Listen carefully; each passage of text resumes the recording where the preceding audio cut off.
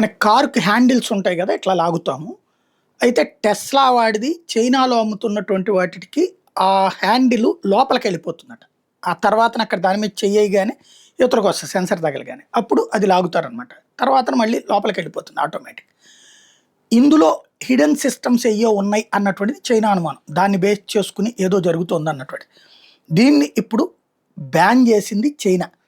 Ministry of industry and information technology ఈ విషయాన్ని ప్రకటించింది. విదేశాల నుండి వస్తున్నటువంటి ఆటోమేటివ్ సెక్టార్‌ని మేమేం అడ్డుపడట్లేదు. కార్లను కొనుగోలుని అడ్డుపడట్లేదు. బట్ హ్యాండిల్స్ అనేది విజిబుల్‌గా ఉండాలి.